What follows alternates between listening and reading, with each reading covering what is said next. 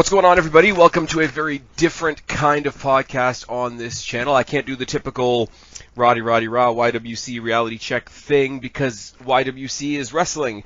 We're not here to talk about wrestling today, but we do have Kristen. Say what's up, Kristen. Hi. Hey, guys. What's up? And if you've been paying attention to this channel long enough, if you're on the YouTube channel, if you're in podcast form, not so much. There's been presumably one time that I have broken the whole idea that this channel is all about wrestling, and that was when Kristen and I decided randomly we were going to start talking about movies. Yeah, I think it actually started on my channel back when, that was a relevant When that thing. was a thing? What was that? That was just like movie recap. We had movie recap because our show was called Wrestle Recap, and, so then movie recap. And then we did the Google live stream of us talking about, what was it, Civil War. Yes. And we had to start that twice, because both versions of that video are still up on this channel. As I say, once again, if you're listening to this in a podcast form, you're going to have to go to search Spaz Phoenix on YouTube to check out some of the old classics. But then we went on to do, what did we do? We did Black Panther. We did a lot of Marvel movies. We did one that's like... We lost our minds. Too long. Too long, where we talked about every single one, and you can tell where we start to lose momentum. Yeah, when you don't realize that Civil War is an Avengers movie. But no, we did lose our minds and do one... It's not, it's a Captain America movie. He's the main character. It's fine. Anyways, if you guys want to go back on the channel, there is a couple of hours of us talking about, what was it? At the time, it was the first 19 MCU movies. All in a row. I think it was everything up to Infinity Wars, the first Infinity Wars. Right, because then we had to do another one that was just like, here's Endgame, and here's a couple of the other things that happened around Endgame. Mm-hmm. Anyways, so, moving on from there, wrestling continued to be a thing. You kind of dropped off, and for, I think, several months now, it's fair to say, I've been sort of poking at you, be like, we should do some movie stuff. We should do some movie stuff. Now that I have better internet, it's easier to do. Yeah, and now that you have better internet, the whole world is shut down and there's no movies to go see. So for the moment, we're gonna go in our Wayback Machine and just pick random shit that we want. I mean, if you guys want to talk... Mostly trilogies of some kind. So mostly trilogies or anthologies, just because it gives us somewhere to go. We talked before we came on live today. We are starting with, spoiler alert if you didn't read the tag when you clicked on it. This is going to be about Godzilla, the 2014 Godzilla. Not the ones before that. No. Because I don't have much knowledge of the ones before that. I'm not going to lie. So we're going to do Godzilla, Kong Skull Island, and what is it, King of the Monsters? King of the Monster. Presumably, after that, it's going to kind of depend on what theaters are doing by the time we get to the next set. The next set, tentatively right now, is going to be the original Alien trilogy. So you guys have at least the first 6 podcasts to look forward to. And yes, as you'll see in the title up above or wherever you've clicked on this, I have come up with a really lame name for this series, and it is the Flix Fix. It is as lame as my Get Hyped series. It is as lame as my Off the Cuff series. I've always said. So what you're saying is it's on brand. It's very, very on brand. But I've always said, I'll come up with a lame name for now, and I'll come up with something good later, and then the lame name just stay. Yeah, so I'm not even gonna bother. This is the Flix Flick. Yeah, wow. You're talking to the person that had a show called Wrestle Recap, and the logo was Wrestle Recap, and I put a little baseball cap on one of the letters. Yeah, I was super proud of that. You just set your own house on fire right there for everybody to see, because there's a chance that some people listening right now didn't know about that. Anyways, so this is going to be the Flix Fix, even though I tripped over saying it the first couple of times I said it. And yes, I'm going to spell it the cool kid way with a bunch of X's, and that's just going to be fine. We're just going to pretend that it's okay. Today, or tonight, cards on the table, we are recording this on April 12th.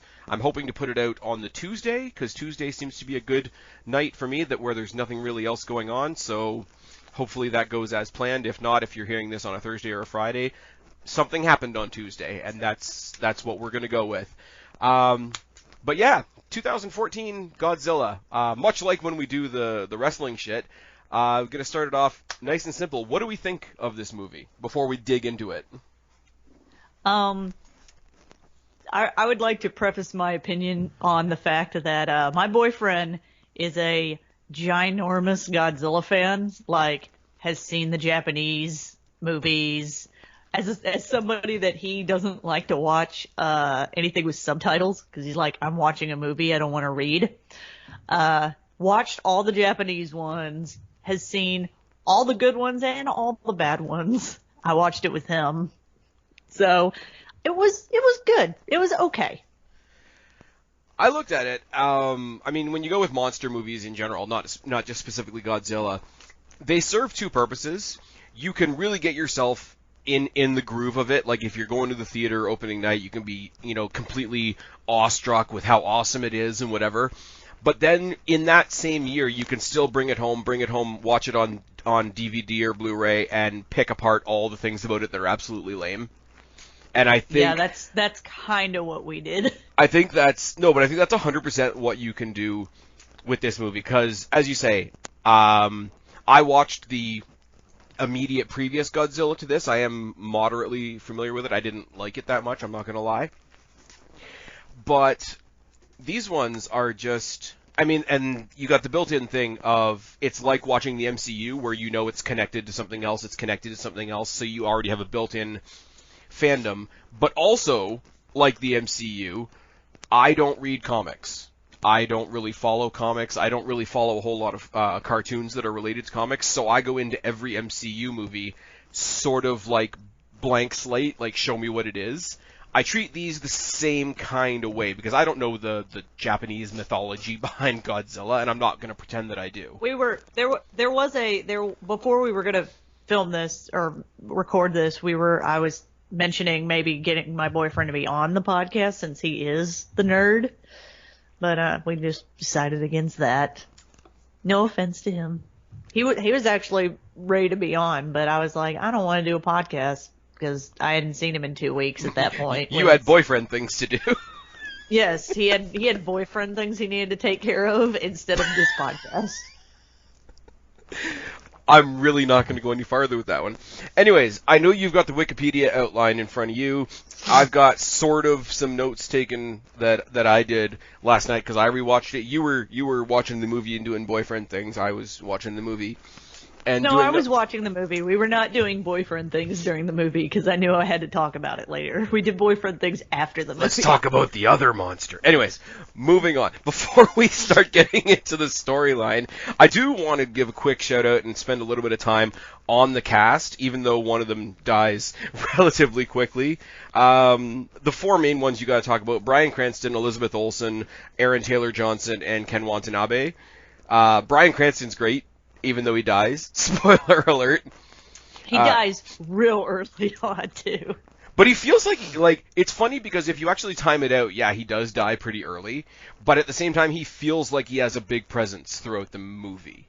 Well, because he's Bryan Cranston. Well, because he's Bryan Cranston, and it's also, like, what he was trying to do, what his story arc was, is definitely carried on after he passes away. Ken Watanabe just becomes, as we go through these three movies, he becomes sort of like the string through all these movies, sort of like the moral compass. It's like, if you don't get the moral message that this movie is trying to tell you, the Ken Watanabe character, which is Dr. Serizawa, is going to beat you over the head with it. And I don't mind that. Yes, he's also there to very overly dramatically take his glasses off at any point during the movie. He's there. He does it almost every scene. He takes his glasses off. He's there to be or the living. Puts them back on. He's there to be the living fortune cookie and tell you all these deep philosophical thoughts about what's going on. And it is kind of funny, because everything he's saying to somebody in the movie is very, very obviously what the movie is trying to say in general. I gotta say though, the Elizabeth Olsen, Aaron Taylor Johnson couple in this movie that are brother and sister in the MCU always makes me laugh. I didn't recognize him as Quicksilver until after the movie, after we finished watching the movie. But I was like, is that Scarlet Witch? Yeah. Oh, it's definitely Scarlet Witch, but Aaron Taylor Then Johnson it's looks like, completely different. Maybe it's because she's been in more of the Marvel movies, so I recognize her more than him. He was only in the one. And I mean, he does look entirely different in this, and Yes. Quicksilver died pretty quick. And his character was kind of wow, I didn't even mean it that way. Saw what you did there. I saw what you did there. I didn't even see what I did there. But like, to be fair though, in because that's Ultron, right? The Quicksilver and Scarlet Witch introduction. Even when he's in it, he doesn't really feel like he's in it. Like she feels of the pair, like the more vocal of the two, which makes sense because her powers are more important to the plot of that movie. But let's talk about this one. Yeah, where they're married. So I couldn't get over the fact that like they've been a couple over here and they've been siblings over here. And quick shout out to CinemaSins. I wouldn't have realized that either if they hadn't mentioned it in one of their videos. Since we're doing movie shit, I do want to send 2 quick shout outs. If you want 2 other channels that I recommend that will tell you about other movie shit, go check out CinemaSins, go check out Emergency Awesome, and go check out the main channel of What Culture, not the wrestling channel. All good places to get all your good movie knowledge. So we start out the movie in what I call sort of like the preface of the movie. I didn't realize until I was taking notes on this movie like how much you can cut this movie into chunks. Like, it feels like you should just be able to say, okay, here's the world being normal, here's the world recognizing that Godzilla exists, here's the world getting fucked. But it really isn't. You really do have this big preface sort of section of the movie, sort of sets the stage and all that sort of thing. We have this great opening montage, and the more I think about movies and the more I think about, like, conversations I have with people about movies, is the opening montage or the closing montage of a movie does have more impact than you would think. And the whole opening montage of this is all the, like, old school, black and white, like, secret government footage of, like, the first time we saw Godzilla and all the documents that have been blacked out so that nobody... The first time they find Godzilla and try to kill him with a nuclear bomb that they then find out later that these things eat. And it's all, like, He's the grainy... just like, hey, thanks for the snack.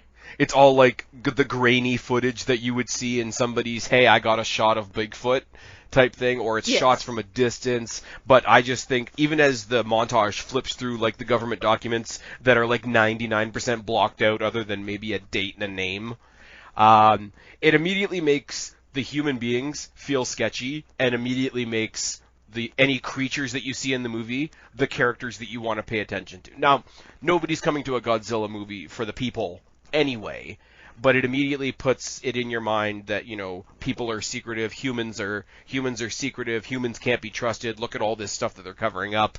It makes the monsters, at least in the first couple of seconds, almost feel like the good guys right off the bat, and it's just really well done. And I think they do it in the other Godzilla movie too, so it's probably a little bit tropey, but it's tropes that there's a lot of tropes in this movie that I'm going to rake over the coals. But this one isn't too bad.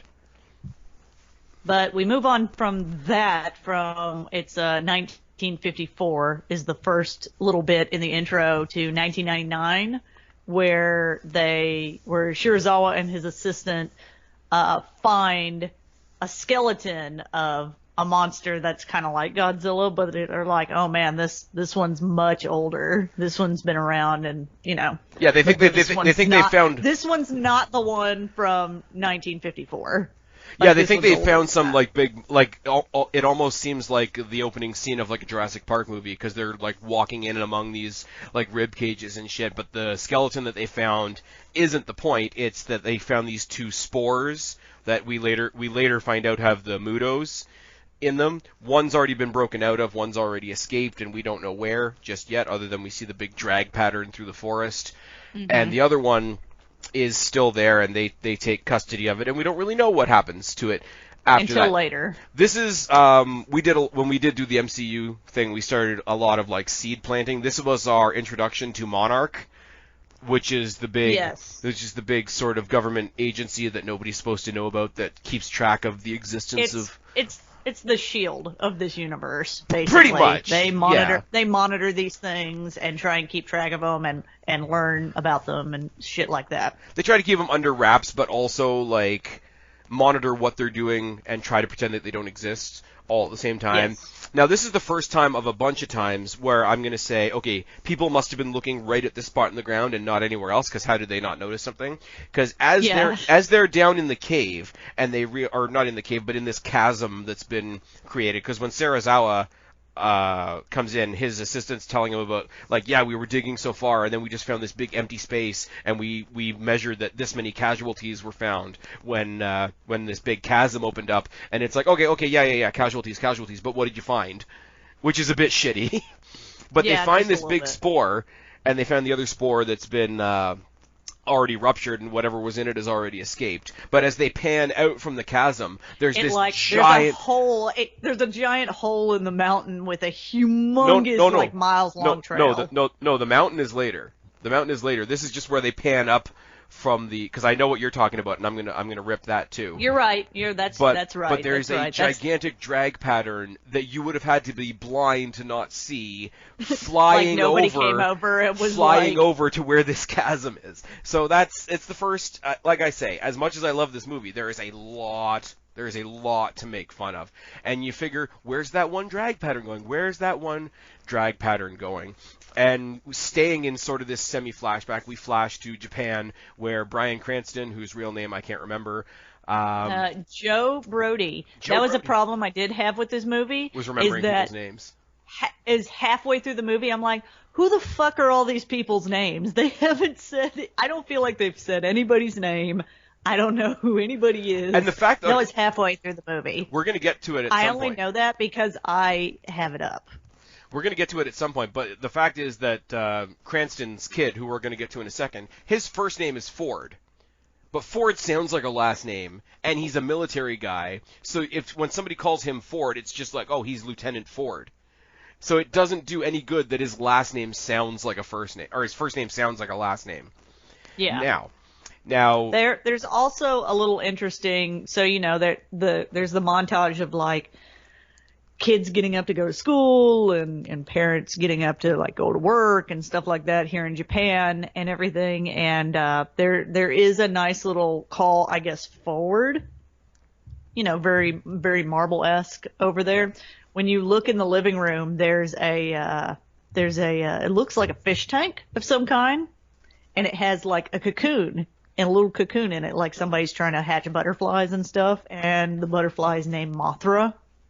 Oh, yeah, very nice. Very nice. There's another not-so-subtle Easter egg at the end that's kind of like that we're going to talk about.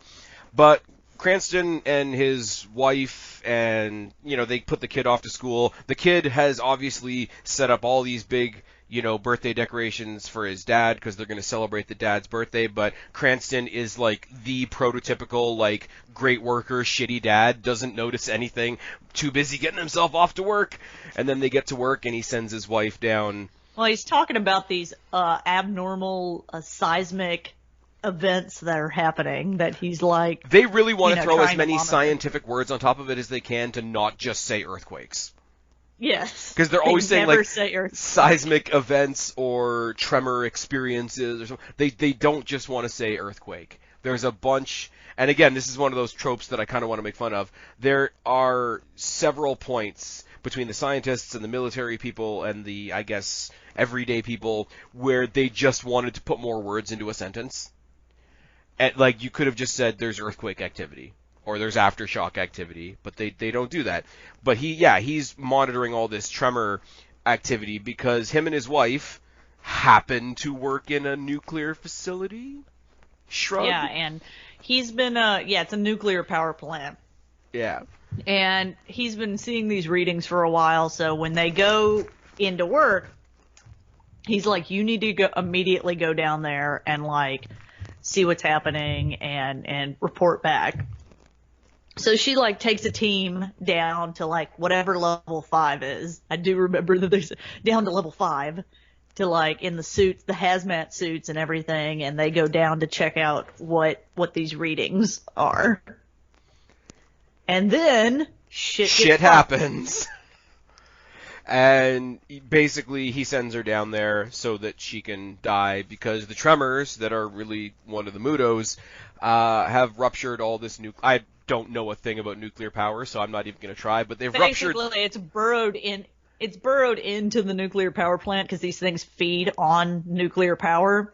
So it. But at the same time, they've ruptured all the burrows in. containment. But because it's trying to curl up and use it for sustenance and shit like that. But yeah, so she goes down there, and he has to label And himself as they have to close the blast doors, basically. He's standing there all dramatic. You have to run, you have to run, you have to run, and he just sort of like, because he has to psych himself up to close the door, because obviously he's sentencing his wife to death. He just has this awesome Bryan Cranston moment where he's like, ah, and he slams the door. It's like in any other movie that would be him hulking out, but it's not that kind of movie. But Nope. Basically the doors close with a lot of really, really nice dramatic timing, because you do see there's the little peephole in the door where all the other guys In are the first door. In the first door. Yeah, where all the guys are like banging on it trying to let him to get out, but as soon as she gets her face into that little round window there, then you get the dramatic close of the second door. Like, no. Like yes, the curtains slowly. on the first act. So there's a whole bunch in what I've called the preface, the original, the 50s stuff, Sarazawa's team discovering that, our main character's parents, having this tragedy happen to them, and then we flash forward to 15 years. Yeah. They flash forward 15 years to the son, who is a Ford, who is a U.S. explosive ordnance disposal guy, and he's coming back from a tour of duty of some kind. So wait a minute, this movie about monsters that are powered by materials that are also used to make bombs, the main character is going to be a bomb guy? That almost seems like cinematic coincidence. Can I spoiler it a little Sure, bit? Because here is one of my problems with this movie. That's his whole thing, is like, he is a bomb disposal guy. When he meets up with his dad later, he talks about like, no, Dad, I get rid of bombs. And then, later on when he's trying to like get back home and all this stuff, he like catches a ride with the army, and they bring him on because he's like, I know how to do this analog shit. Because later on you find out that these Mudos There's a bigger can, conversation. Do EMT. There's a bigger conversation about the convenience of how every character in this movie ends up exactly where they need to be for the next scene. But that's not where I'm going. Okay. That's not where I'm going. So that is his whole shtick. Is like, that's how he keeps getting from place to place to place, is being like, I can disarm this bomb. I can disarm any of these bombs. All I need is like 60 seconds. Like, that's his whole shtick. And because there's later you find out these Mudos generate EMPs, so it knocks out power to everything. Yeah. So they have to use an analog timer to set a bomb off later, set a nuclear bomb off later. It's almost like the movie is trying to send out a big moral message about humanity's dependence on current technology.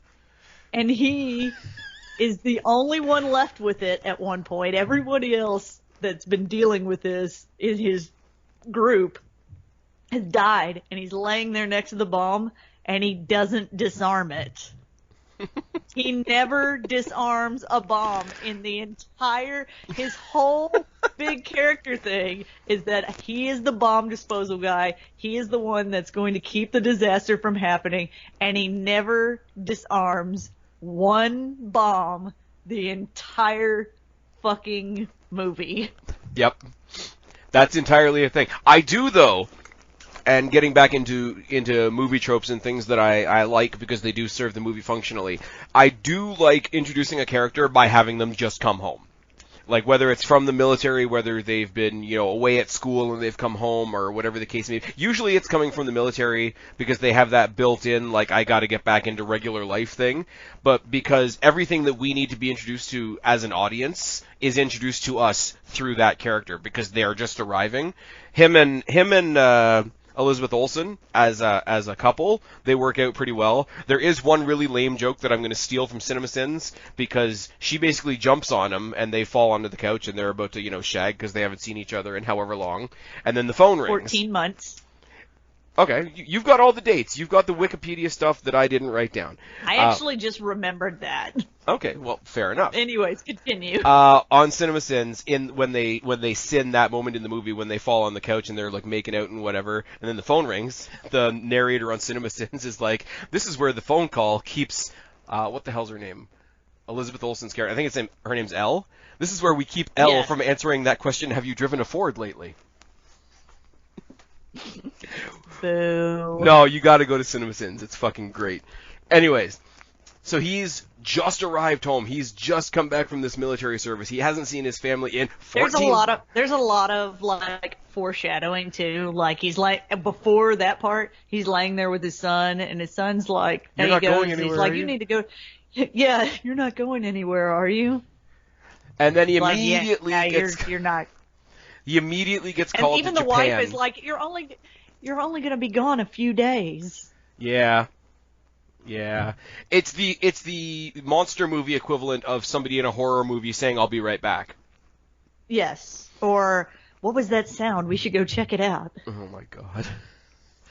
Anyway, so he does need to leave again because he gets called by the consulate in Japan, who just happened to have his number, because his dad's been arrested, because he's been trespassing in what was the old radius of that old nuclear event that killed his wife, because he's, being played, he's not crazy, but he's being played off as like, oh, that crazy guy that just can't let go, and, the government told everybody it was like monsoons or something.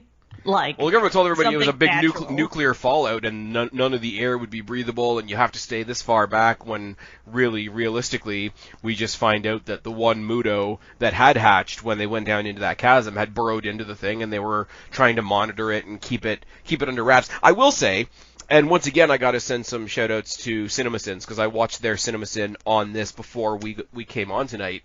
They had this egg thing, the spore they keep calling it, down in the midst of this nuclear area, right, where they don't know what's going to happen. It's going to hatch one day, and it's going to be something. And all they had keeping it down was, like, some cables. Like, it's like a doggy door made out of string. And it becomes comically insufficient in no time. But I like the time where they're like, when it's probably way too late to kill it, they're like, go ahead and kill it. Yeah, because he's been feeding on all this nuclear, and their excuse later on for not killing it is like, well, we thought if we killed it, it would be this big nuclear event. It's like, well, you've already told everybody to fuck off. And told them that there has You've already told everybody that it is a nuclear event. You could be like, well, something else happened over there. I also like the fact that, like, the son and the father do go trespass one more time, just long enough for them to get their, sentimental, like, take the last family photo out of the broken picture frame. Well, and they needed to go to the house to get the disc that has the data that shows the seismic event from 1999. Yeah. So that when they get captured by the secret Japanese by Monarch service. Police, yes, they can have this stuff on hand to be like, so that they can hold a piece of paper that show these readings and be like, oh, look, it's the same thing. Like, they don't even happening right now. He didn't even need the information. They just needed a conduit so that the people that were still going to be alive after the next scene could have the information. But it's one of those things. When they go through the house, when they go through their old house that hasn't been touched apparently since the big, apparent nuclear thing had happened. Like, they get the discs, they find his computer that's, still in perfect shape.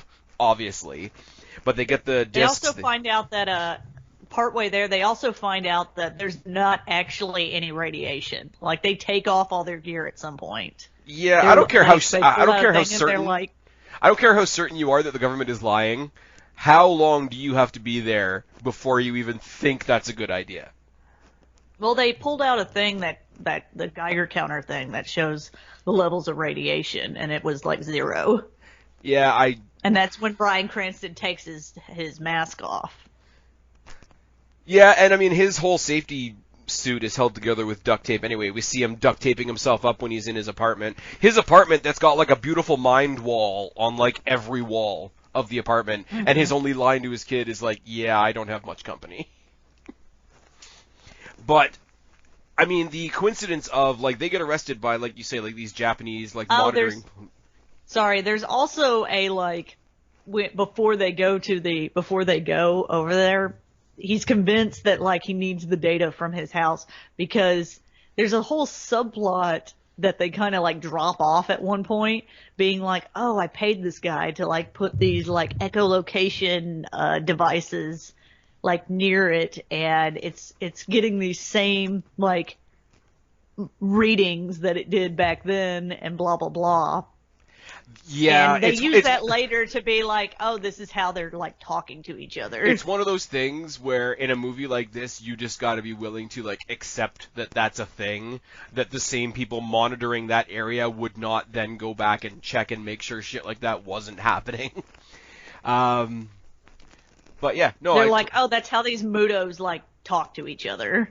But I like the fact that they're arrested, but like not taken to any like prison or government building or whatever. They're just taken back. They take them straight to the thing. Like, here's this guy that's been. And all he had to say, who, by the way, he's been arrested one time for trespassing. But all he had to say was, "I used to work here," and they're like, "Oh shit." Well, I think that combined with the fact that he actually had some old data that they didn't have, because they were like, we've got all the data from that data. It's like, well, clearly no, you don't. But you know, all he has is discs. They don't know that that's actually data.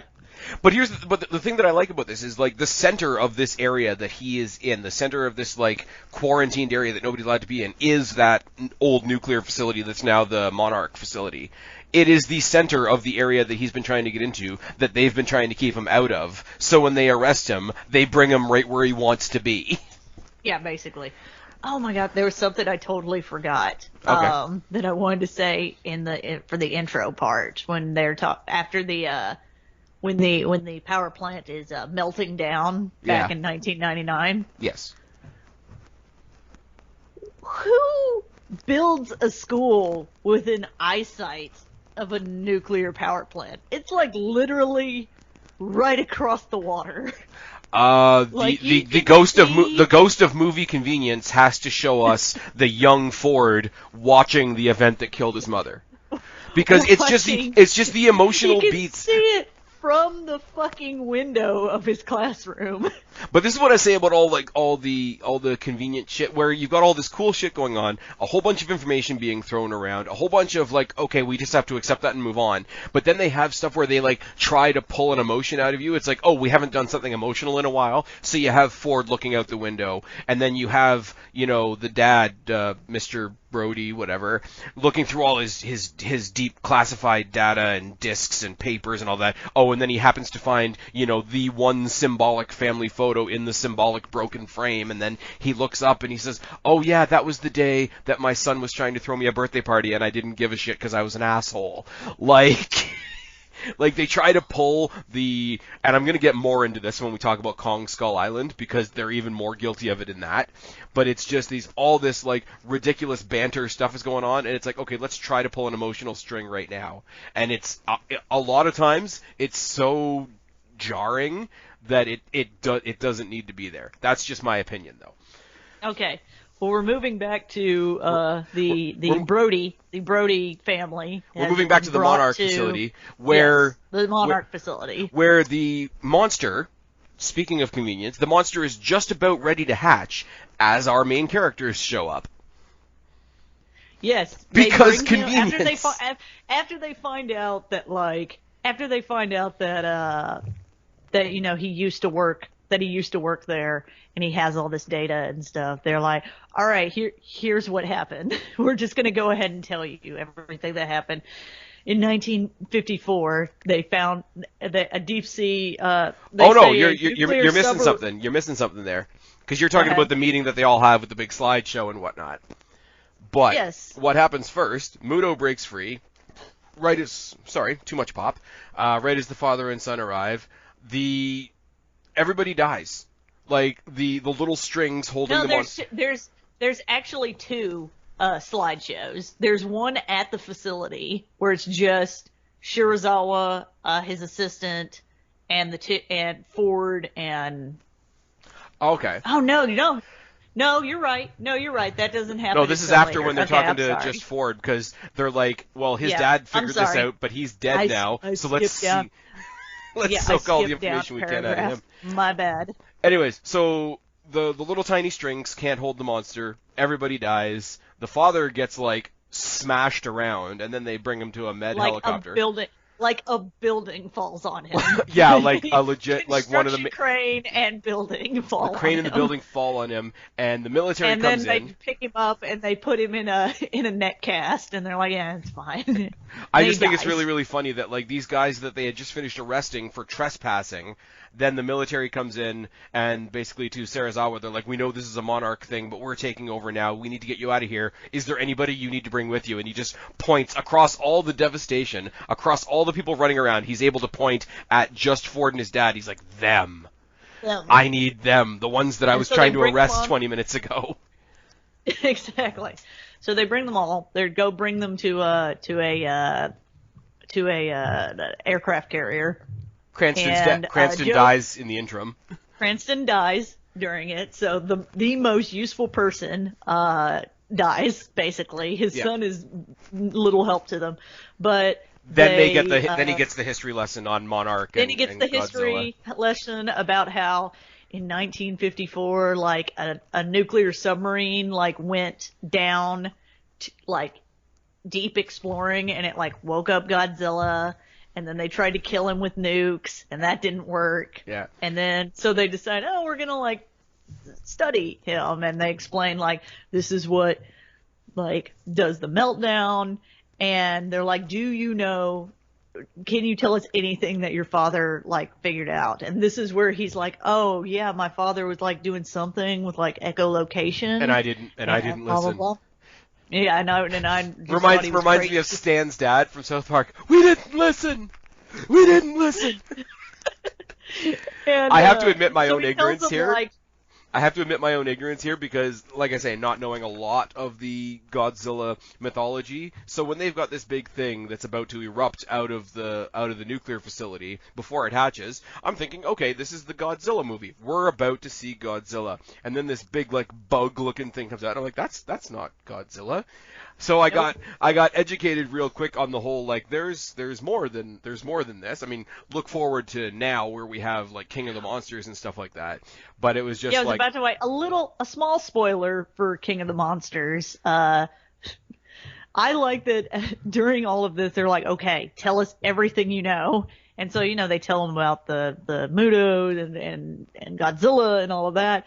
But you find out in King of the Monsters, they're like, oh yeah, by the way, there's like a bunch more of these things that we're monitoring, but we're just not going to go into that right now. I love the fact that like Kong, and as you say, we're going to get to these movies when we get to them, but Kong sort of exists on its own in the middle of these two other movies. Like, they're all connected, obviously, specifically through the existence of Monarch and all that sort of thing. But Kong, for the most part, exists as its own movie, but both Godzilla and Godzilla King of the Monsters can't help but reference Kong. And it doesn't really happen the other way, other than the fact that, like, the same group that was looking for Godzilla was also looking for Kong. Also, it's like, they're also like semi trying to promote the big. I guess it's supposed to be. There's going to be 4 in this series. Oh yeah, 2022. We're getting Kong versus Godzilla. Kong versus Godzilla. Yeah. But so he tells him about echolocation. His dad was studying this, and they're like, "Oh shit!" And so they look at all this stuff, and they're like, "Oh, it's talking to someone." And then later on, they're like, wait, why would this thing?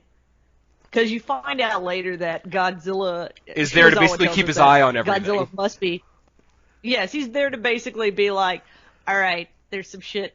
These guys are fucking around with nature, and I set everything back to zero. Godzilla's basically the Earth's babysitter. Like, the more you think about this. Yeah, basically, yeah. There's a thing. I watched one of the bonus features on on the Godzilla. Like I say, I was watching it last night in preparation for this, and it's one of the guys behind it say you can't really give Godzilla himself a story arc, but what you can arc is how people look at him throughout the movie. Because when he first appears, we're going to talk about in a minute, but he's as terrifying as he should be. Here's this big, gigantic thing that could, like, squash a city with a footprint.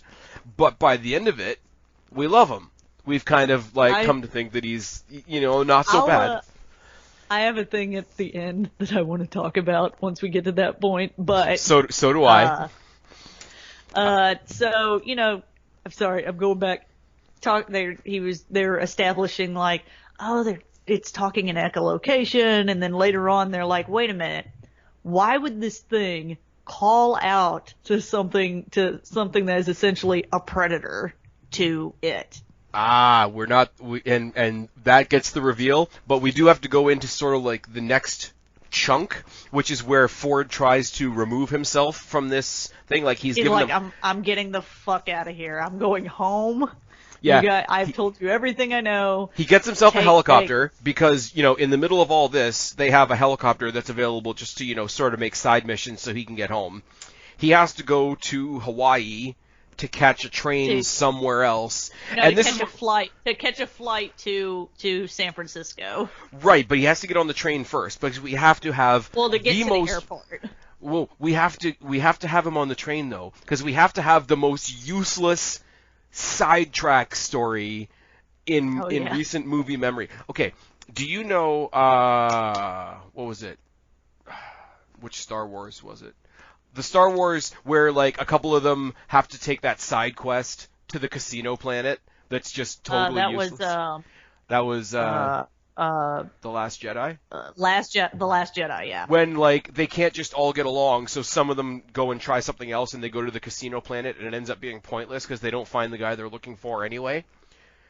The kid on the train here that he has to, like, hang out with. He gets on the train and he's like, oh, fuck, from all the information he's just found out. And then this little Asian kid, like, yes, and his dad dying and all that shit. And he's on the train just kind of, like, over it. And this little Asian kid comes in, and then the doors immediately close behind him, and his parents are on the other side. So he's got to, like, calm this kid down that doesn't speak English. And be like, I'll bring him back to you.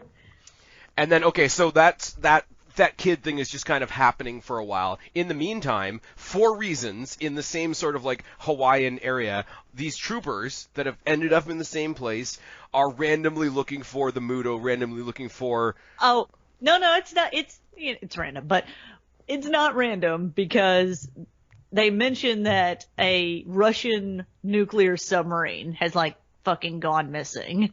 And nobody questions the fact that they're walking through the forest looking for a submarine. And then when they find it, they're like, oh my god, you're not going to believe where we found it. And it's like up in a tree or some shit. But like at the beginning, they're just looking for it. Like it's no big deal. Like they're on a treasure hunt. It's like when somebody tells you that you're looking for a submarine, but we think that's something that some monster is probably eating. That they're eating the sub, basically. Yeah. Where is it? I'm sorry, I've lost my place in my notes. That's incredibly bad. Oh yeah, so he's there and the Russian sub's been like destroyed. The Muto is eating the nuclear shit, which basically ends up with him just like taking nuclear warheads like they're pills. This is where we get the first emergence of Godzilla in Hawaii. And they play this off. The eventual full reveal of Godzilla is amazing. By the way, when Godzilla shows up, it causes a tsunami before he gets there, basically. Yeah. But remember, he's the good guy. But he's the good guy. But he's the good guy, and I'm going to get to that at the end, because I am going to make a comic book comparison. But he emerges. And this is where I got to go really nerdy with my movie shit for a second. They really do give him the Jaws treatment for a long time. Like, you only see, like, a couple of the ridges sticking up out of the water, or you only see the wake of the water, or even when they take that awesome shot straight down of the ship so that you can see Godzilla swimming under it, like, you only see really his outline, or when they're tracking him, they only really sort of see him from behind. Even when he arrives at the airport, you really only see, like, a footstep at a time. The movie is very like, I don't know how you saw it on your TV. On ours, we adjusted it to, because we were like, man, it's fucking dark. Oh, it's dark. You couldn't see shit. Oh, it's dark. You Like, cannot see shit. it is really, really dark. And if we're gonna nitpick a movie and we're gonna shit on it, like from an aesthetic point of view, the problem is you can't watch TV in the pitch black or your eyes get fucked eventually, right? But if you have any lights on in the room that you're watching the movie, and you're not going to see anything. You're not going to see a damn thing. You won't. The only movie I can say that's more... The only movie I can think of off the top of my head that's more guilty of it than this is the second Alien vs. Predator, Requiem, is shot darker than this. I think other than that, no. Other than that, you're fucked if you want to see anything. This is where we get to one of the points that my boyfriend, where he's talking about, like, this is kind of one of the reasons I don't like this movie, is because you go to a Godzilla movie, you know, there has to be like regular characters, like human characters and stuff. But you know, most people go to a Godzilla movie because you want to see the monsters like fucking fight, and you can't see the monsters fucking fight for a good majority of this movie because it's so dark. But the way they shoot it though, and there's a mentality to that to a certain degree that I was going to touch on next, right? But I just want to say, like, the way they made us wait for it, like the way they only showed him bits of it, it's very Jurassic Park. Like when they did the old practical effects for Jurassic Park, like you couldn't show them the whole monster at once because maybe at that point in filming you didn't have a whole monster at once. So you showed a face or a hand or a foot or just a silhouette or whatever. But I will say, because you've been like, oh, that's him, I just want to see a bit more. I want to see, oh, he's in the water, I just want him to stand up, or like, because you want to. Well, no matter what he does, you want to see the monster because it's like you say, it's the drawing thing. It's what you're there to see. So when they do the first pan up, when you see the people in the airport, and all you see is the Muto's sort of feet coming across, and I'm making hand motions like anybody can see me right now. But Godzilla's feet coming the other way, and then they eventually pan out of the airport and up, and you see Godzilla for the first time, and he does the first big, Godzilla roar. That moment is his arrival. It's like, and I'm only going to make one wrestling reference here, I promise. It's like when you have a wrestler with a really drawn-out entrance, where there's a couple of bars of their music before they actually pop through the curtain. They do a lot of drawn-out bars before Godzilla actually, like, quote-unquote, arrives. And I think it's really, like, it's infuriating when you're watching the movie, but at the same time it makes for that cool pop when you do see him. Because if he just pops up out of the water right away, it's like, okay, let's just get to the fight. Whereas they did an amazing job, and like I say, like old school, like Jaws mentality of just show you a bit at a time, and it made you look so much more forward to it. But as far as not seeing the fight, right as they're running towards each other, right as they're about to make first contact, the shot cuts, and it cuts to the kid watching TV, and it cuts to the TV being like on one side of their sofa, and the fight is happening and so small. And the mom can't see the TV; she's on the other side. Yeah, well, no, that's true too. I mean, because like if she saw it immediately, it would have been turned off immediately. She doesn't want to scare her kid, roddy rah. But to have this big epic, these two monsters are about to, and all it does is cut from that to people in their living room watching the fight happen that you want to see happen on the full screen, so it makes you wait even more. But anyways, that's the first arrival of Godzilla. That's his first contact with the first Muto. That's his first arrival, and the Muto then like fucking flies off. It pieces out. It doesn't want to fight Godzilla, and so then we go back to the ship where Shirazawa is talking about, the actual location again and everything, and they're like, oh, fuck. Oh, I do have to say, a couple more of those moments where you say, hey, how did you not see the drag marks? There's two different moments of people just not realizing what's going on at all. One is in the casino, where people are like gambling, the power goes out, and immediately they all start bitching about the power going out, and then the roof gets ripped off the building. And then second, I have no idea what this is supposed to be, but I guess it's some hoity-toity hotel, where they go to knock on this guy's door to get him to come out, and then they open up the door, and the rest of the building is gone. Gone, yeah. And it's like, how do you not already know that? So Shirazawa deduces that, like, so they had this second egg from the beginning of the movie, from near the beginning of the movie. They had this second thing. The one that never hatched. The one that was supposedly dormant. They were like, oh, this thing's dormant. So they're like, well, where did you guys take it? Oh yeah, we took it to the nuclear waste disposal place. We put it where we put all your garbage. Okay, maybe this is just me. The one that is not dead. They're not like, oh, it's dead. They're like, it's dormant. So therefore, that leads you to conclude it could wake up. But also, like, there's a big moment in there, and like. So I know we should put it in a hole with a bunch of food to eat. Right. Now this is me being not American, so you're probably gonna laugh at me. When he gives the line, it's like, oh well, where did you put it? Well, we put it where we put all of our garbage.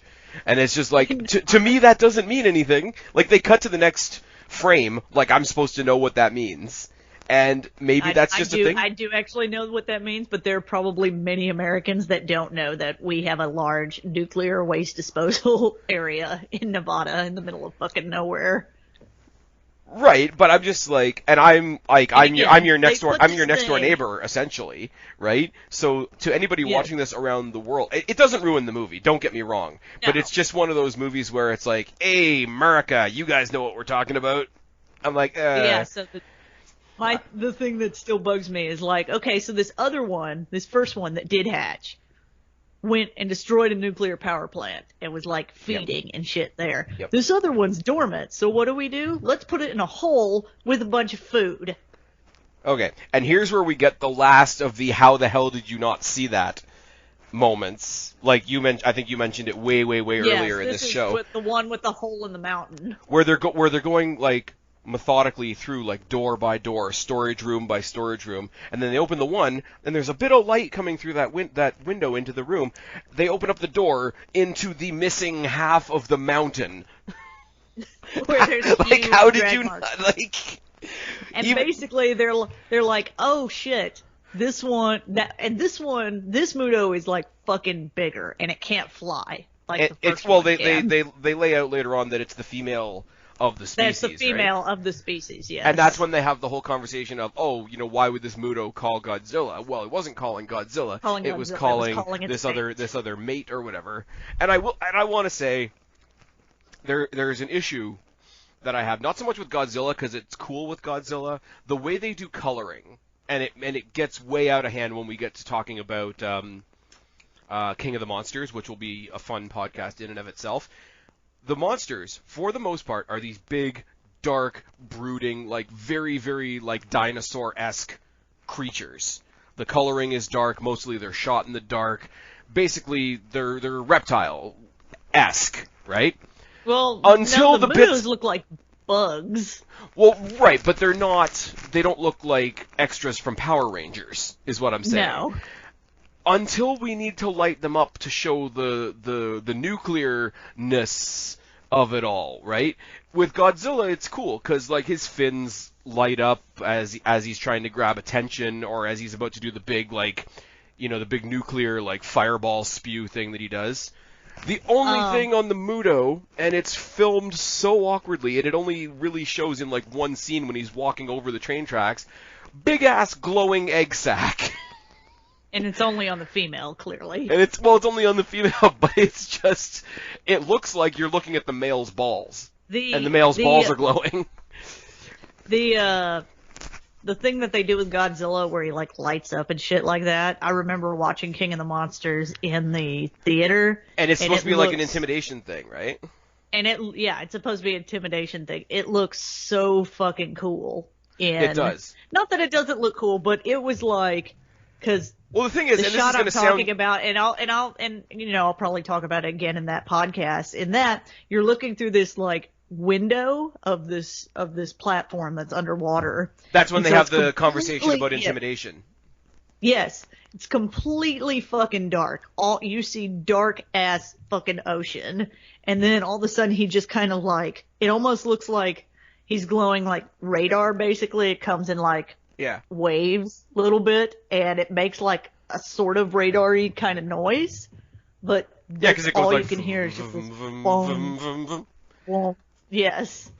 It's so we're talking about cool, it being cool, but I'm gonna make a really lame comparison. It's like a video game character. It's like a video game character powering up, because the light up thing starts at the tail and goes up his spine towards his head, and when it gets to his head is when he has the I don't know what you call it, the big fireball thing that he does, but it's like he's like a radioactive breath.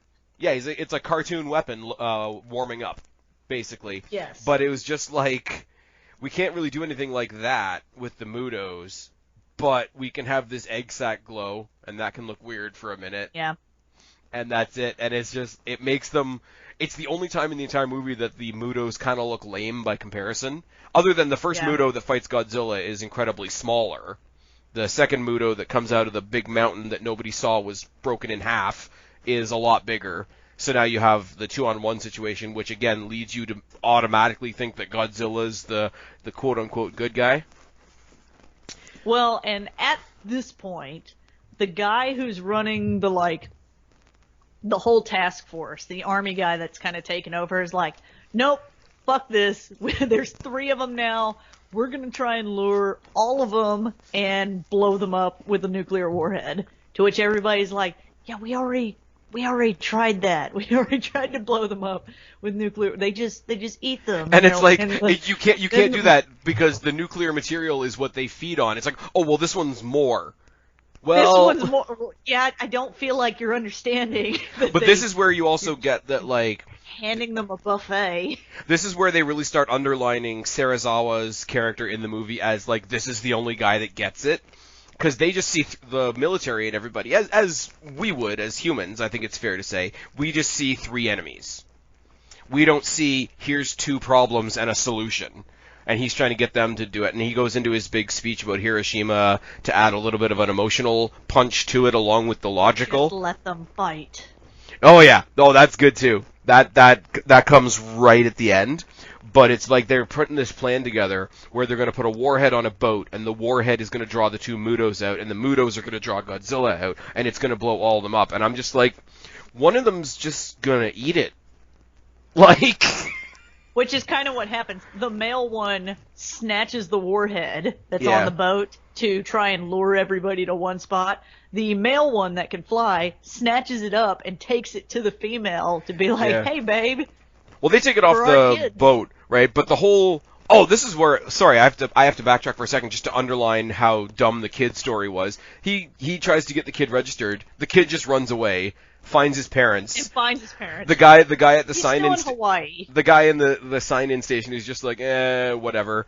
And right as the kid goes away, right as that story is ending, magically, like, a whole row of troops happens to be marching by. And it's like, where are we going? And he's all like, right, let's go here. He's like, hey, I'm in the military too.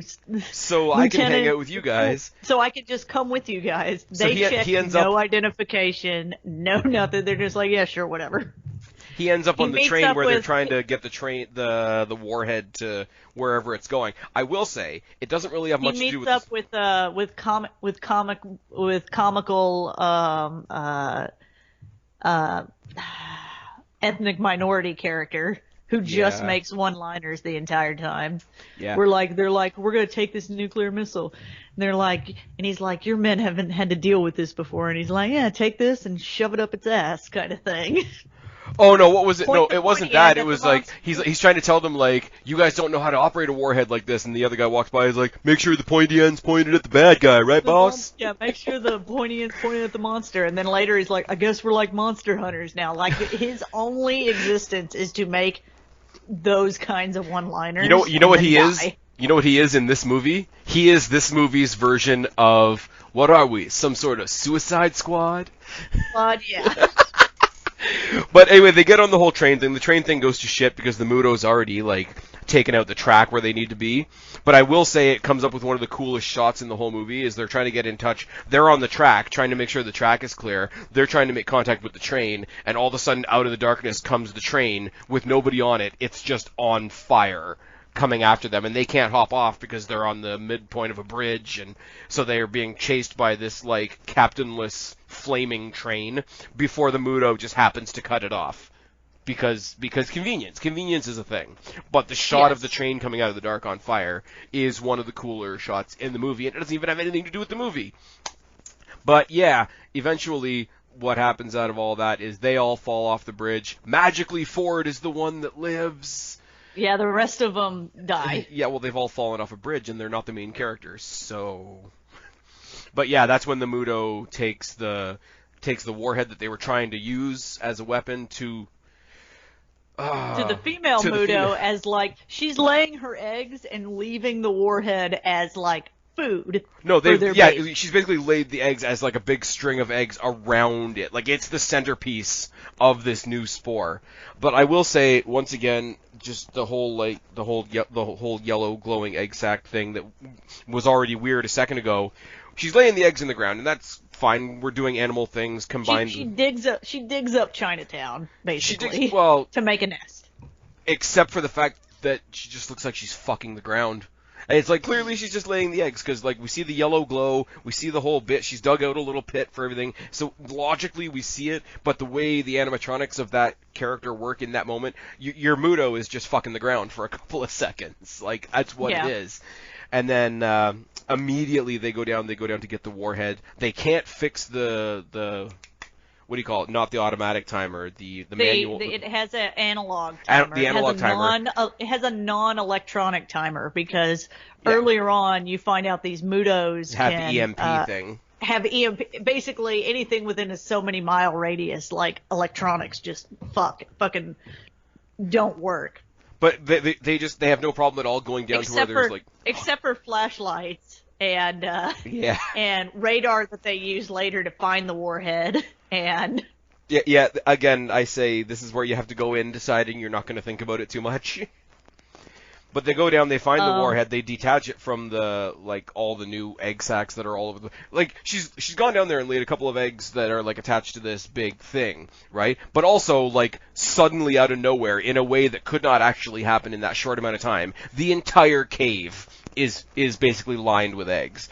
And then I don't know how to say it. They get the warhead. They're really careful with the warhead, even though they pull it out of where it is in the ceiling. Well, they pull it out, and their first thing is they're immediately going to try and disarm it, but then they can't open what I assume is a plastic clear cover on it, and they're they pull on it just a little bit, and they're like, oh, we can't open it. We're going to carry it out of here. Yeah, they do. Well, they carry it out, but they pull it out of where it's laying to the ground, which is a pretty jarring movement for something that's that volatile. But then when they go to pick it up again, they're like, okay, careful, guys, careful. We've already pulled it out of the ceiling to the ground, but now we need to be careful. But they show that the casing around the analog thing has been damaged. They can't get it open, so the next best thing is to get it out onto the water as far as they can. I mean, then you have the big. By the way, it's set to explode. They turned it on. It's on a timer. It has so many, whatever. I think it starts at an hour and 28. Yes.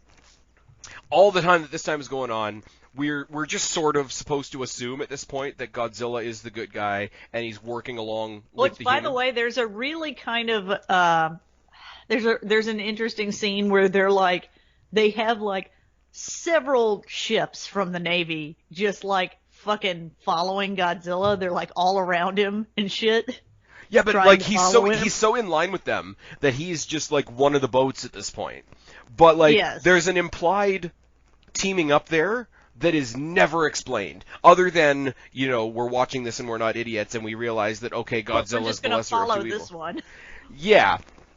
But I mean, he does come up, and he does have a second big reemergence at the Golden Gate Bridge. Which, I mean, how many movies? That was a cool scene. It's true, but again, I lean on something of a logic from CinemaSins, where it's how many movies like this do we have where the Golden Gate Bridge is not either destroyed or at least in peril?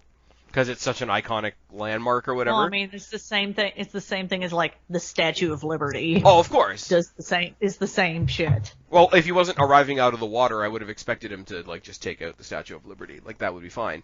But it's the convergence of all the school buses are on the bridge and all the military vehicles are on the bridge at the same time, and obviously the main character's son is on the bridge because we wouldn't have cared about the other truckloads of kids. They have to make us remember that the main character's kid is on there, so now it's important. I should say the entire time I like Elizabeth Olsen, but she has just been hashtag worried wife through the whole movie. Which he tells her he calls her when he's in Las Vegas. Somehow he gets to where Las Vegas and then is coming back to San Francisco because he hopped a ride wait with at the these hospital guys. for me. Just wait there for me. And so instead of being like, okay, well, I'm going to take my kid, we're going to go to a safe place. I mean, he said I'm going to stay here in this place that's probably going to be destroyed. I'm going to send my kid off and I'm going to hang out here. So that then when my husband shows up, we can then, I don't know, go find our fucking kid? Like, is that the plan? Well, I think they said the safe, they keep on saying, like, the bus terminals and, like, the barge terminals are the safe place, but everybody ends up in that big stadium at the end. So I don't know, those two things don't go together, but that's really fine. But they get back, and they're talking about, like, okay, they've got this thing, we still need to disarm it, and whatever, and rah-de-rah-de-rah. What we do get, though, and I forget exactly when, because he tries to get himself involved in whatever group is now doing stuff, which apparently is just easy for a military guy, and they're like, well, we can't go in by land, and we can't really fly that close, we have to do this big halo drop thing. And I always pause and watch the halo drop thing where they're all dropping out of the plane, because it's pretty fucking iconic. It's shot incredibly well, and that whole drop scene was the original trailer for this movie. The very first trailer they put out for this movie was just all these guys doing this really, really intense. Well, that's how the guys that go to get the warhead from inside the Chinatown nest. That's how they get there. Is they do this halo drop, and then all that stuff in Chinatown happens. Right, but I just like when they did the first trailer, before I knew what it was just them doing this drop, them doing this drop, them doing this drop, and you didn't know what they were dropping on to. And then you saw just a brief lightning flash, and you saw the outline of Godzilla, and that's how you knew it was a Godzilla trailer. And I thought it was really impactful. It was so impactful. That's right. Godzilla and the Mutos are fighting, like, at this point. Yeah, but it's just, again, it's like the train thing. It's not the focal point of the movie, but it just comes down to being something that's so fucking awesomely shot, it sticks out of the rest of the movie. And I mean, a bunch of them don't make it, and of course, clearly Ford makes it. Okay, so they get the warhead out, and as the rest of the team is carrying the warhead out, he like goes back with, I don't know what he does to destroy the nest, but Ford destroys like all the nest and shit. Yes. He like somehow, like, I don't know, fucking firebombs that entire they don't even have chasm. to they don't even have to firebomb it. Because it is a broken up piece of ground, and they focus in on this gas truck that had been on the ground, and it's close to, they zoom in on this dragon head because it's Chinatown, so we have to show a dragon head, and it had like a little tiki torch or whatever, and all you see is the gas moving towards the torch, and he's the last one to get out of the hole, pretty much. Which is pretty good. It says here that he actively like goes and destroys it. It's not like an accident. Like he somehow set that up. But whatever, it doesn't matter. Destroys the nest. That pisses off specifically the female Muto. I think Godzilla at this point is fighting the male one because you don't even get to see much of their fight. You vaguely see him like through someone else's like eyes kind of thing. Where, like, it's, like, through a crack and shit. And you see him fighting the male Muto, and he, like... And then the door's closed. Godzilla, like, bites his head off. Like, it implies that he bites his head off. That's the second time in the movie, though, where we see, when they first go to fight at the airport, and they're about to fight, and then it cuts to, like, a really small shot on the TV. Yes. This is the second shot where they're just about to fight, and then the doors close. And it's just, it makes you want to see the fight more. You do not see Godzilla fight the male Muto. Well, you do. It's just very short, because what ends up happening is, like they have a little bit of a fight after the door closes, and then he has like one sort of turnaround, like tail whip shot, and he ends up bitch slapping him into a building, and he never comes back. And then he collapses, and you think he's dead. They do two fake outs. No, he fights the. Oh, that's right. He does collapse twice. He fights the female. Fights the male Muto and gives him the bitch slap into the building, and he dies, which I think is really cheap. And they do a callback to that.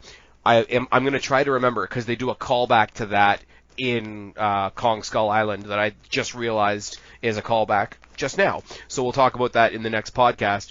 But then he goes on, he collapses, and then the female Muto is going off doing his thing, gets back up, and he's about to... Sorry. I got myself all fucked up. Godzilla's down. We're all sad. Oh, this guy that we hated in the beginning, he was really trying to save us all along. How sad. And he's down. The female Muto goes out By the way, he is breaking shit while doing all this, too. Oh, I'm going to get to that. I have a very strong point to make after that. But the female Muto is the only Muto left. She is now going towards the boat that has what's his face on it because he's a military guy. Of course, he found a boat. And he has the nuclear warhead. And he's the only one that has it now. He's the nuclear warhead on the boat, and he's just sort of out there. They put it on this boat, but it can't go because of the EMP. The Mutos knocked the power out. But he was able to get it started in the first place to give it a little bit of momentum. Which is hilarious. But it's right when you see the, it makes me think of Scream when they say, this is the part in the movie where the bad guy comes back for one last scare, except it's Godzilla in this case, because you think Godzilla's down.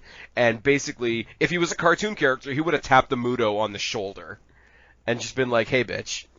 You just slowly see his different back spikes start to glow until they reach all the way to the top, and then this is one of my favorite scenes. Oh, the kill of the female Muto? Yes, he grabs his fucking the jaw open.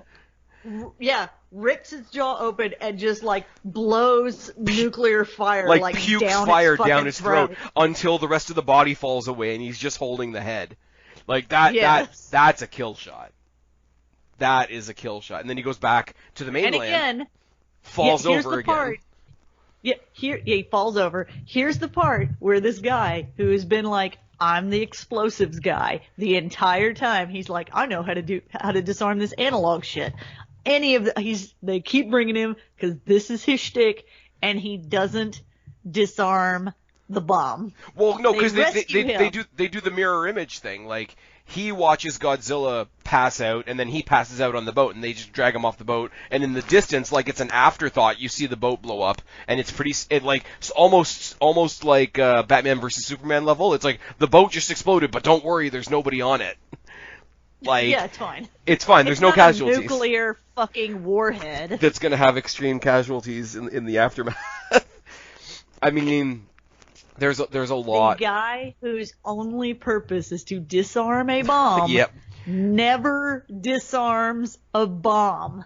Ever. I think it's funny whole movie. Even when we get the and I forgot to say this because I've been saying everything all out of order. Right before the final fight, when they have the warhead back in their possession and Ford is starting to take it out into the water, that's when the military guy comes back to Serizawa, who's in full samurai fortune cookie mode at this point, and it's just do you really This is the part where he does the most dramatic of dramatic eyeglass removals. But he does have a good line, and then because he says the arrogance of man is thinking that nature is in our control and not the other way around, and then he does the pause, dramatic glasses removal. Let them fight. The fight. Yes. But yeah, no, it's there's so many Easter eggs that come in after this because of course, Godzilla falls down right as Ford is fainting on the boat because they're the two, I guess, heroes of the story. But like you say, you've been saying this whole podcast, what did Ford really do? He didn't do anything. He is just a vehicle for the audience to move from place to place. Yeah, but he has so many vehicles put in his place to get him from place to place. So many. It starts right at the beginning. It starts right at the two main characters are here. Now we can have the monster break out. This is convenience the movie. I love it. Don't get me wrong. So, Ford finds his kid somehow at a shelter thing, at an emergency shelter. His wife then also shows up at the emergency shelter, and then everybody in the whole stadium suddenly looks up at the screen all at once, and we see Godzilla. Okay, so first he's laying down, and he wakes up, and he gets up, and basically he's peace out, and just leaves. Yeah. And all of the news people are calling him a hero and all this. Calling him a hero, I'm bullshit. fucking Here we go. No. shit. And I know exactly where you're Hang going. on, I think we're gonna. Can I say it? I think we're gonna make the same point, but I want to say one more Easter egg. Every Go newscast ahead. you see, the lower third is calling him the King of the Monsters. Yes, they proclaim there him we as King of the there we Monster. get Godzilla, King of the Monsters. Now, are you They're gonna like, say this or am I? Savior? I want to say, You because say we it. may not be saying the same thing. No bull fucking shit that the media would be like, oh, he's our savior. They'd be like, holy fucking shit, the third one woke up again, and it's like, oh, he's leaving.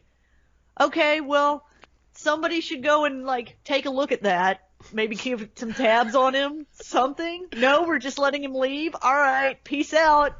You only helped destroy half of one of the most populous cities in the United States. But yeah, peace out. He's our savior. They would not be saying he's our savior. They would be like, holy fuck, the other one woke up. Now, we're almost saying the same thing. My big thing, because up until recently all we've really talked about here is Marvel, and now we're going into the Monsterverse. There's a trend that has gone through basically all of the comic book movies over the past couple of years. There was way too much destruction and death in Superman, so in Batman vs. Superman, we had to make sure you knew in every scene that where they're fighting right now is abandoned, where, the business portion of Gotham is shut down, so luckily there's nobody around, so nobody's dying.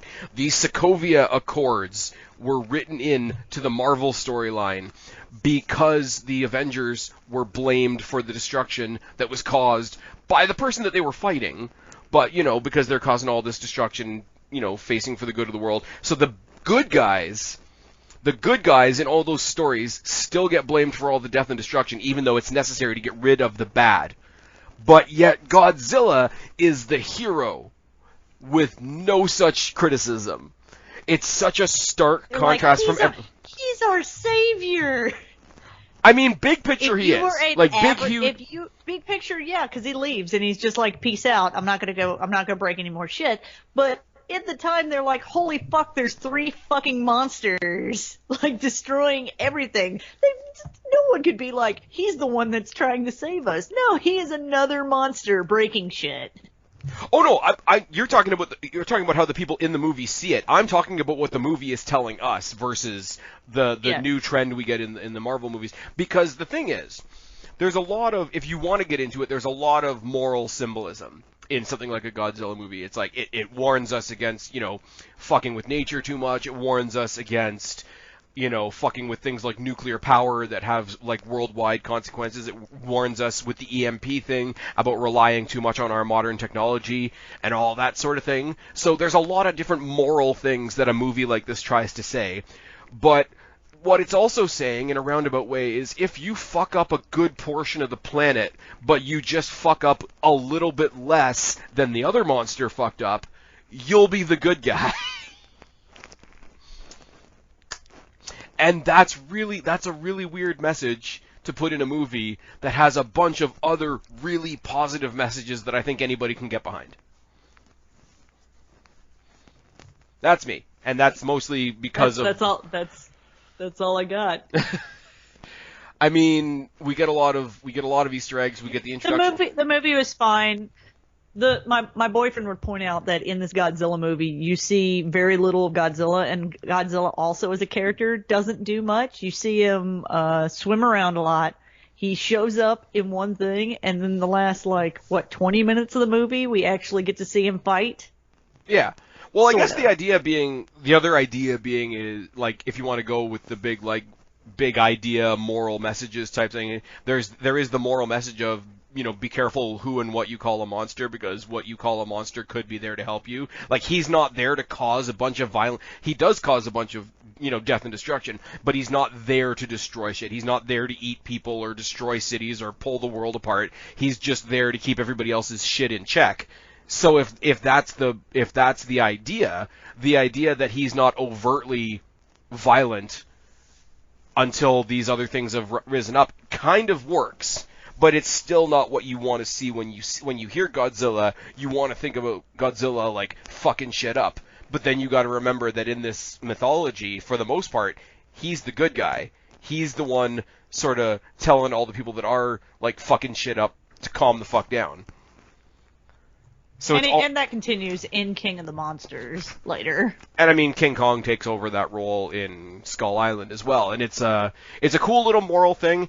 It is something. Specifically with these stories, obviously it's a continuous trend, but in monster stories in general, I would like to get back to the simplicity of like human beings versus monsters, not human beings being the spectator while good and bad monster. Like you go back to something like. What's it called? It's another movie series that I love. Underworld. Like, there are movies where it's people versus vampires. There are movies where it's people versus werewolves. I love both those genres. I love the Underworld movies. But human beings in the Underworld movies are not very much more than spectators. It's the same with... They are meat, basically. Yeah. Well, yeah. But Alien versus Predator is the same thing. There's people versus aliens, there's people versus Predator, and then there's Alien versus Predator, and we don't fucking matter. So I would, at some point, because movies have progressively tried to get smarter with moral ideas like that, and I don't mind movies getting smarter and giving us complex things to talk about, but I would like every now and then to have a simplistic, by the numbers, here's the monster, here's us trying to deal with the monster. And this particular strain, like from Godzilla to King Kong to King of the Monsters or whatever, isn't that. I still like it. It's still good. I think it's very clever. Like we've talked about, there's a lot of different metaphorical things you can pull out of it. But if you want that straight up, like us versus the monsters, it's not quite that. We've been shitting on it a little bit, but it was fine.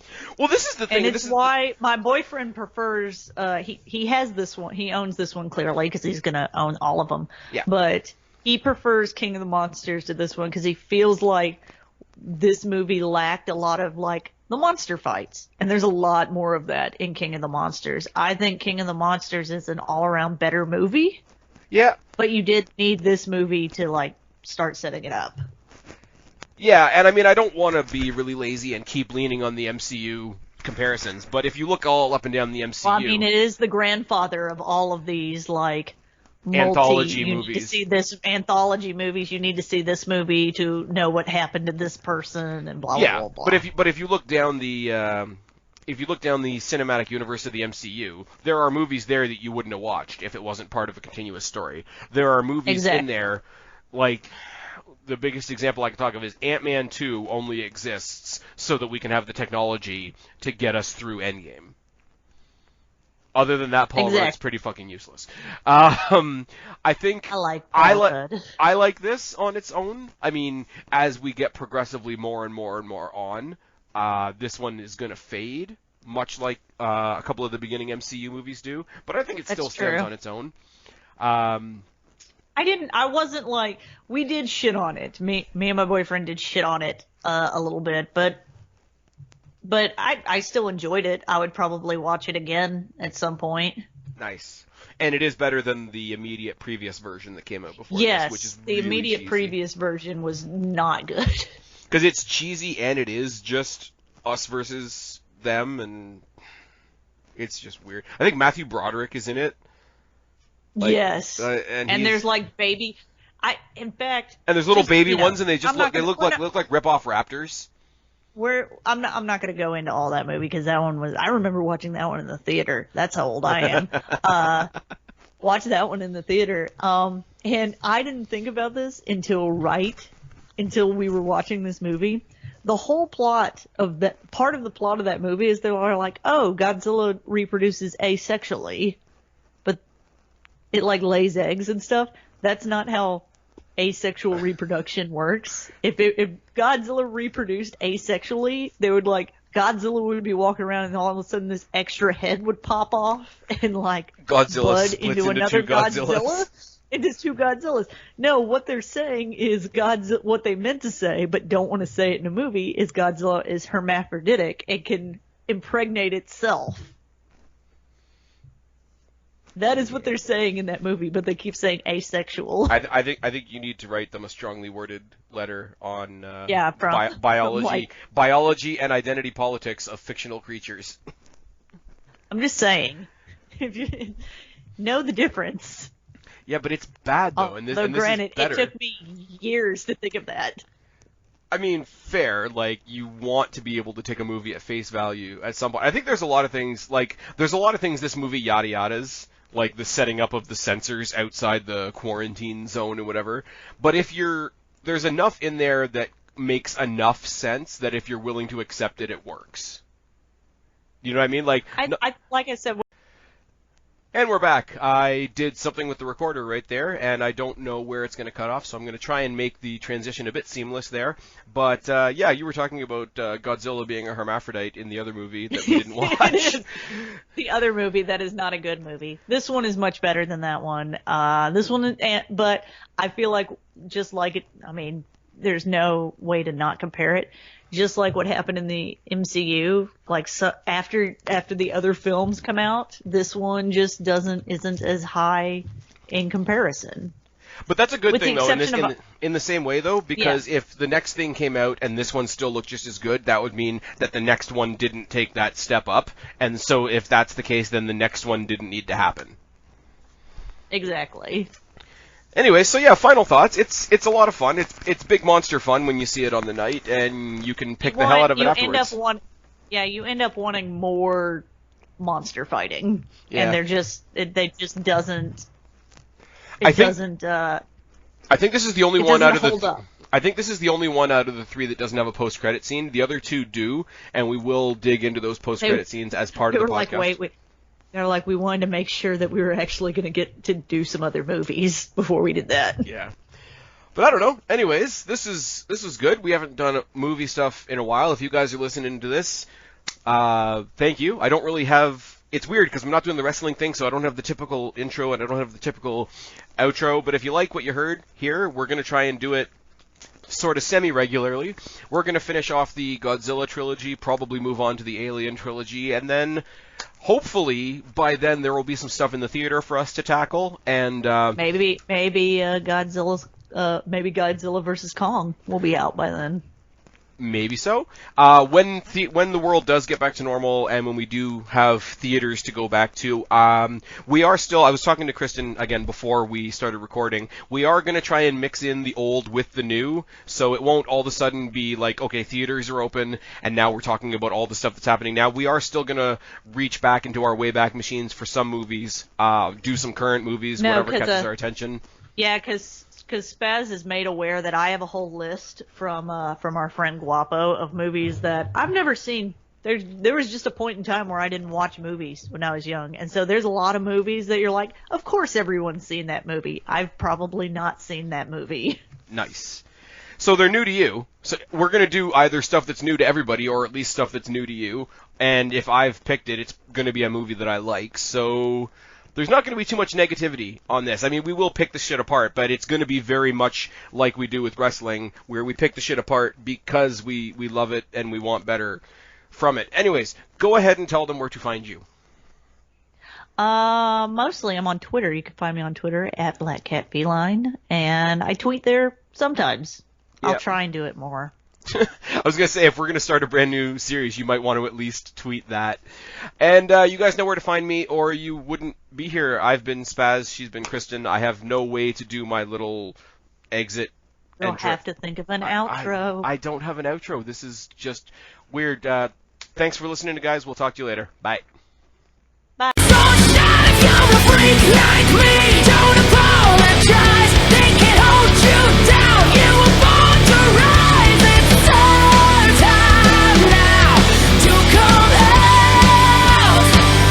You're a freak like me.